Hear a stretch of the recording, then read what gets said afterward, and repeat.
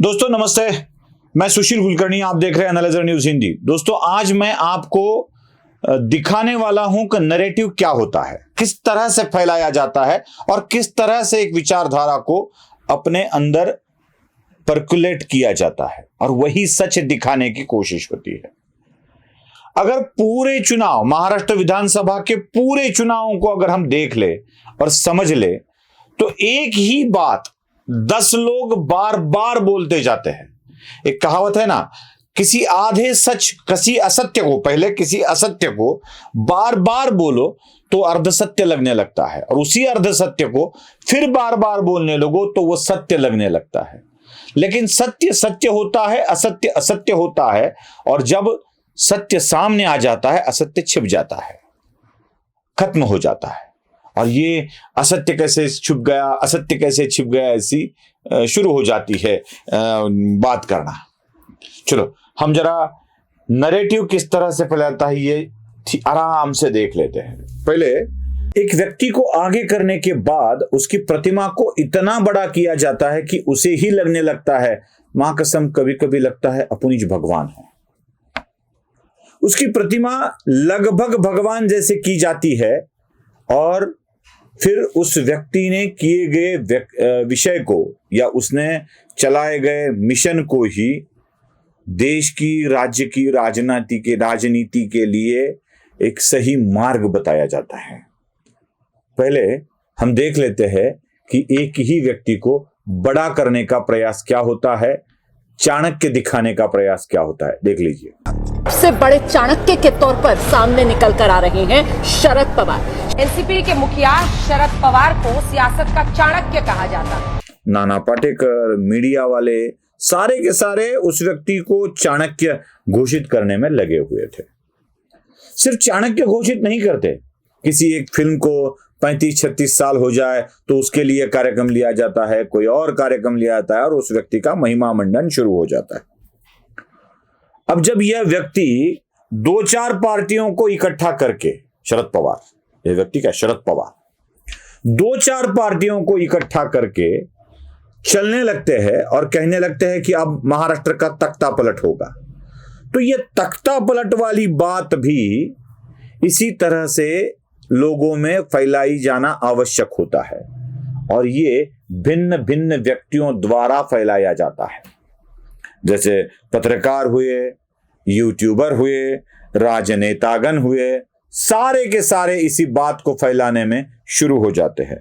मैं पहले पत्रकार, यूट्यूबर, इनको आपको दिखाता हूं। इसमें 2-3 पत्रकार है, एक यूट्यूबर है, जरा देख लीजिए कैसे बात करते हैं। मुझे उम्मीद है अगर महाविकास आघाड़ी की सरकार बनती है इलेक्शंस के बाद तो वो इसको लेकर आश्वासन देंगे। मैं और मेरे साथ महाराष्ट्र की जनता इंतजार करेंगे। लेकिन फैसला तो उद्धव ठाकरे और शरद पवार की राजनीति का होना। ऐसी राजनीति और ऐसा चुनाव और उसके बाद ऐसा जनादेश महाराष्ट्र की राजनीति में एक तूफान लेकर आए। महाराष्ट्र का मेरा एग्जिट पोल महाविकास आघाड़ी के पक्ष में जा रहा है। महाविकास आघाड़ी सरकार बनाएगी, ऐसा कम से कम मुझे मतदान के बाद दिखाई देगा। अगर आप मराठाओं को अलग थलग करेंगे, यानी भाजपा अगर मराठाओं का अपमान करती है और उन्हें अलग थलग करती है तो उनके साथ दलित भी जुड़ जाते हैं और मुसलमान भी, और जब ये जुड़ जाएंगे और साथ में कुछ अन्य पिछड़ी जातियां भी, तो अघाड़ी को जीतने से कोई नहीं रोक सकता। इसके मुझे विश्वास है कि महाराष्ट्र की जनता इस धोखे, छद्म और ये जो खुल के डकैती हो रही है इसको नकार देखा। अब लगभग इन्होंने ये तय कर दिया था कि महाराष्ट्र में जीत होने वाली है तो महाविकास आघाड़ी की ही होने वाली है। राजनेता भी इसमें पीछे नहीं होते हैं, चाहे सुप्रिया श्रीनेथ हो या प्रियंका चतुर्वेदी हो, यह भी यही बात कहने लगती है। सुन लीजिए। फिर से लड़ाई के लिए कमर कस लीजिए, अभी महाराष्ट्र में जीत का झंडा मिलकर गाड़ना। पर ये बहुत स्पष्ट है कि महाराष्ट्र की जनता महाविकास आघाड़ी को विजयी बनाएगी और हमें एक सिंपल मेजोरिटी से हमें सरकार बनाने का फिर से मौका मिलेगा। सुना, इतने पे काम नहीं चलता है, कुछ प्रवक्ता भी काम में आ जाते हैं, संजय राउत जैसे। वो तो बार बार एक ही बात कहते हैं, हम आने वाले हैं, हम होने वाले हैं, हम बनने वाले हैं, हम ये करने वाले हैं। जरा वो भी सुन लीजिए। मुख्यमंत्री शिवसेना का होने का हमने कहा है कि अगला मुख्यमंत्री महाराष्ट्र में शिवसेना से होगा। मुख्यमंत्री आने वाले दिनों में शिवसेना का होगा। इस राज्य में महाराष्ट्र में शिवसेना का मुख्यमंत्री बनाएंगे, महाराष्ट्र में शिवसेना का मुख्यमंत्री लाकर रहेंगे। बात रहे ऐसे है, सत्ता हमारी आ रही, हमारी सत्ता आ रही महाराष्ट्र, और हमें सरकार बनाने से कोई रोक नहीं सकता। सुना, अब हो गया नैरेटिव तैयार कि सत्ता आएगी तो महाविकास आघाड़ी की ही आएगी। मतदान होता है, नतीजे आते हैं, नतीजों से पहले कुछ एग्जिट पोल भी आते हैं जिसमें यश मिलेगा ऐसे दिखाया जाता है, और मेरे जैसे लोग ये बताते हैं कि भाई वोटिंग को देख लीजिए, वोटिंग को देखने के बाद आपको पता चल जाएगा कि वस्तुस्थिति क्या है। वह भी हो जाता है, चुनाव के नतीजे एकदम उल्टे आ जाते हैं और फिर रंडी रोना शुरू हो जाता है। शुरू, हाय हाय रे हाय हाय, ये ऐसा था, ये गलत था, वो गलत था, ये गलत था। कांग्रेस के प्रवक्ता, कांग्रेस के नेतागण किस तरह से बात करते हैं, राहुल गांधी किस तरह से बात करते हैं, प्रियंका चतुर्वेदी शिवसेना की नेता किस तरह से बात करती है, सुप्रिया श्रीनेत वही किस तरह से बात करती है, सबका इकट्ठा सुन लीजिए। महाराष्ट्र जो पैटर्न पिछले कुछ सालों से हमें देखने को मिल रहा है, वो पैटर्न फिर से वहां भी दोहराया गया। हम जीते या हारे, चुनावी प्रक्रिया पे हम सवाल उठाते रहेंगे। 99% बैटरी इसके बारे में आज तक जवाब नहीं दिया। लगातार 10-11 महीने तक हमने कोशिश की इलेक्शन आयोग से मिलने की, वीवीपैट के मसले पर। हमें समय नहीं मिला, हमें अपॉइंटमेंट नहीं मिला। हमने एक दस्तावेज भी सौंपा इलेक्शन कमीशन को, पर कभी इस मामले पर हमें मौका नहीं दिया गया। ये पूरा हिंदुस्तान कह रहा है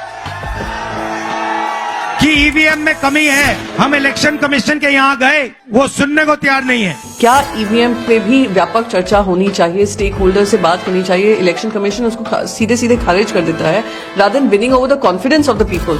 कितनी महाराष्ट्र में कितनी जगहों पर मैं गई थी जहाँ पे वहाँ पे लोग आकर हमसे कहते थे वोट तो हम आपको देंगे ही, पर आप ईवीएम पर ध्यान दीजिएगा। सबने हमसे यही आकर कहते थे। देखिए, ईवीएम पर विस्तृत चर्चा होनी चाहिए, व्यापक चर्चा होनी चाहिए, लेकिन वो दिन आज का दिन नहीं है। मुझे ऐसा लगता है कि ये चुनाव का परिणाम अच्छा नहीं आया है, हमारे लिए बहुत बड़ा सबक है इसमें, ये डिसअपॉइंटिंग है।